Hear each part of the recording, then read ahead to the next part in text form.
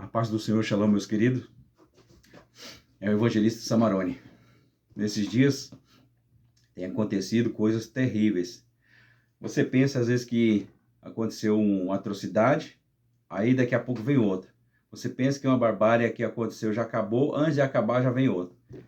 E agora o que me surpreende aí, irmãos amados, é que fizeram aí uma estátua de 54 metros de altura da Virgem Maria. Não sei qual cidade aí. Terrível. Eu não sei onde esse povo está com a cabeça. Quer dizer, na verdade eu sei. É uma cegueira espiritual.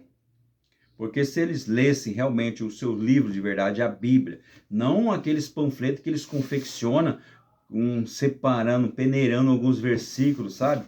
Se eles lessem mesmo o Salmo 115 aí, eles iam ver. Se eles lessem aí o Êxodo, capítulo 20, versículo 2, 3, 4 e 5, eles iam ver. Se eles lessem o Apocalipse 21, versículo 8, eles iam ver.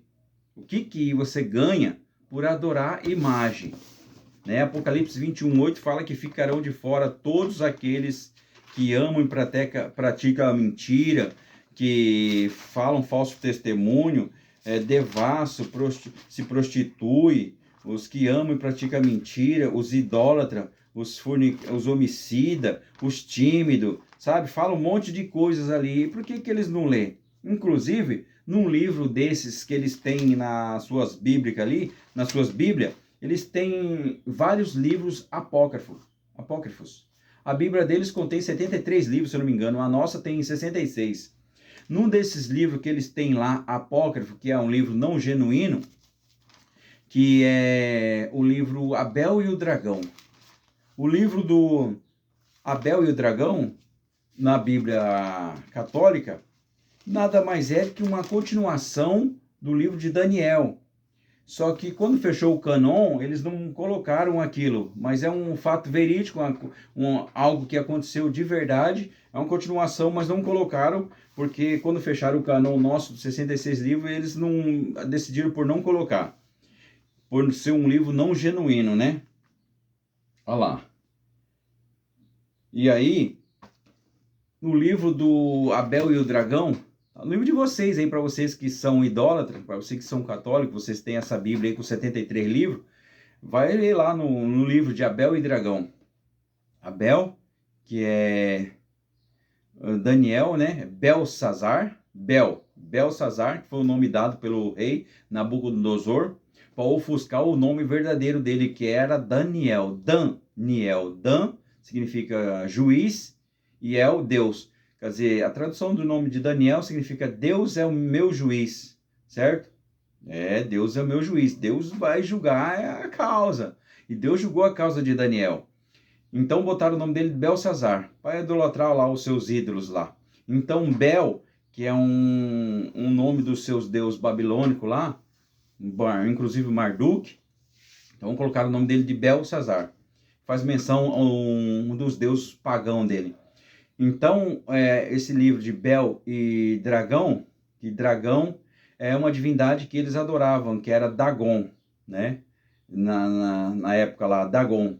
Eles adoravam essa divindade quando Daniel ficou no período Medo-Persa. Ele começou no Império Babilônico, depois o Medo-Persa, né? E depois ele continuou com o outro também quando o Medo-Persa caiu, teve outro domínio e Daniel ainda estava lá com eles. Então, nesse período Medo-Persa aí, eles adoravam Dagon, a estátua de Dagon.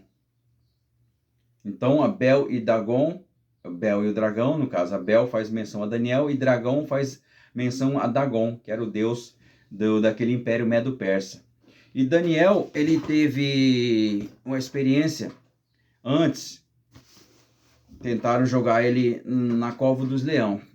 E jogaram ele lá, porque ele adorava a Deus 3 vezes por dia, e os ministros que tinham inveja de Daniel buscaram uma oportunidade para poder pegá-lo na sua própria astúcia. Ou seja, tudo que a gente faz, o povo usa contra nós mesmos. Não diz a lei assim? Você tem o direito de permanecer em silêncio. Tudo que você disser pode ser usado contra você. Então, é assim hoje em dia. Não viu aí o caso do Bolsonaro? O povo lá foi lá na frente da casa dele para orar, para se condoer do seu momento difícil, foi dar uma foi prestar o seu sentimento, foi lá orar, uma coinonia, uma união na frente. Aí o ministro usou isso contra nós, contra eles, ou seja, uma tentativa de fugir. Eles estão tentando ofuscar e o Bolsonaro fugir, sabe? É isso. Então Daniel usava de oração 3 vezes por dia. Os ministros falaram, vamos usar isso contra ele. Ele usa 3 vezes por dia, ele ora. Vamos fazer isso. Um decreto. Aí fizeram o decreto. E o Daniel, fiel a Deus, continuou orando.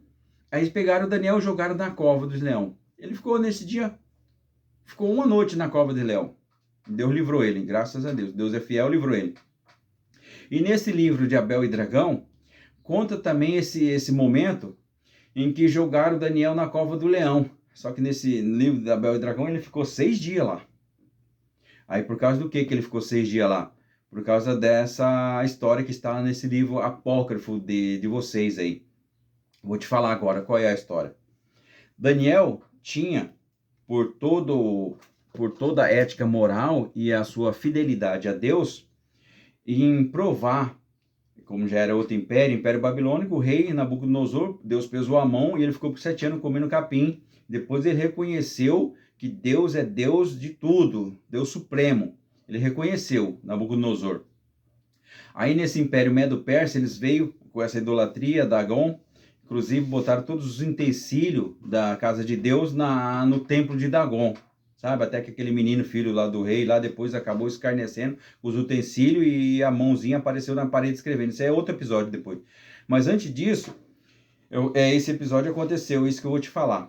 Daniel quis provar para ele, falou, rapaz, rei, isso daí não é um deus, isso aí é uma estátua feita por mão de homem. Aí o rei Daniel, não é nosso Deus, você tem que adorar. Quer ver? O rei falou, vou te provar. Vou trancar todas as portas e vai ficar guarda para o lado de fora. E nós vamos levar as oferendas, as comidas, os manjar, tudo lá dentro do templo. E nós vamos fechar as portas, trancar, lacrar tudo. E você vai ver que a oferenda vai sumir. Daniel falou, é? Tá, vamos ver. Aí tá. Fecharam, os guardas ficaram do lado de fora. No outro dia, eles iam lá de manhã cedo, a comida não estava lá. No templo, sabe? Aí o rei falava, aí Daniel, o nosso Deus, Dagon, ele se agradou da oferta, ele comeu todos os manjares. Ah, é? Beleza. Daniel falou, tudo bem, tranquilo. Aí o que Daniel fez? Pegou um mundaréu de cinzas, tá no livro de vocês aí, nesse livro apócrifo. Tá escrito aí no livro de vocês, Abel e Dragão. Dá uma olhada lá. Um mundaréu de cinza e bisuntou aquele piso todo, o chão de dentro do templo lá. Tudo, não ficou um lugar sem bisuntar o pó das cinzas. Daniel jogou por todo lado cinza no chão. Você sabe que o pó de cinza é fininho, é como um pó de blush aí, ou uma farinha de trigo, acho que é bem fininha, jogou, pulverizou tudo o chão. Fechou e era no escuro de noite. Eles levaram a oferenda primeiro, né? Levaram todas as oferendas. Daniel, que era responsável por acompanhar isso. Os meninos levaram a oferenda, os cozinheiros, tudo. Tá tudo ok, tudo ok. E Daniel, esperou ele sair com a comida e bisuntou tudo esse pó no chão. Aí mandou lacrar as portas. O rei falou, lacra as portas e deixa os guardas do lado de fora. Daniel, no outro dia você vai ver, Daniel. Eu falei para você que Dagon é um Deus verdadeiro, um Deus vivo. Tá bom, rei. Vamos ver de manhã cedo então. Aí o que aconteceu? Fecharam-se as portas, tudo acorrentado. No outro dia de manhã cedo foram lá o sacerdote, o rei, os ministros, Daniel inclusive de olho, já rindo por dentro de si. Falou, só quero ver a cara desses bobos. Aí abriram a porta, chegaram de lá, como é dia clareia tudo e acenderam as tochas, tudo. Aí aquelas cinzas, irmão, estava tudo cheia de pegada de tudo quanto é tamanho. Tá tudo aí no livro de vocês, esse livro apócrifo, Abel e o Dragão. Essa história aconteceu. Esse livro apócrifo é um livro, continuação do livro de Daniel. São fatos verdadeiros que aconteceu, só que não fecharam o canon, a gente não pegou, não ficou com esse livro. Por não considerar ele não genuíno, sabe? Mas é uma história verídica, assim como os outros livros, demais livros que tem por aí, muitas coisas verdadeiras que aconteceu estão escritas por aí. Então, tinha muitas pegadas. O livro de Daniel falou, olha aí, ó rei, é essa aí as pegadas do seu Deus? Aí eles foram seguindo as pegadas até que chegou num alçapão, no chão, numa portinholinha assim, no pé da estátua. Eles levantaram aquela portinhola, tinha um mundaréu de gente ali dentro morando, que era responsável para pegar as comidas que eram oferecidas ao Dagon, que essas famílias comiam, se alimentavam. Muita gente ali, dentro escondida, se alimentava dessas oferendas dadas, que dava o melhor para o Deus falso, o falso Deus. Dava o melhor, e esse povo ficava ali, escondido, se alimentando desses manjar.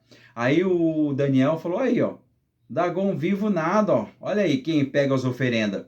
Dagon não sai dali, pois é uma estátua oca, sem vida, feita por mãos de homem. Estou falando para você que ela não é real. Olha aí quem pega as oferendas. Aí Daniel acabou desmascarando Dagon, e aí jogaram ele de novo na fornalha. Só que não conta na nossa Bíblia. Na nossa Bíblia só tem um fato dele ter ido para lá. Fornalha não, para Cova dos Leões. Só uma vez, ficou uma noite. E nessa vez, quando ele desmascarou aí, ele ficou 6 dias. 6 dias na Cova dos Leões. Imagina uma pessoa 6 dias. Porque ele já sabia que Daniel se livrou uma noite. Uma noite. Falou, uma noite é fácil. Agora 6 dias, irmão. 6 dias inteiro na fornalha, e dessa vez Deus livrou de novo. Deus livra, porque Deus é Deus de verdade. Livrou de novo, deixou o leão em jejum, não tocou no profeta Daniel, e Daniel continuou vivo lá. Tá aí no livro de vocês, Abel e Dragão, essa história. É verdade, Daniel desmascarou a estátua do rei do Império Medo-Persa, que era a estátua de Dagon, desmascarou ele e pagou um preço caro. Foi jogado na Cova dos Leões, ficou lá por 6 dias. E Deus o livrou. Diz o texto que Deus mandava anjo lá levar comida para ele não morrer de fome, sabe? É isso que está acontecendo. Isso que aconteceu. Deus está vendo tudo, irmão.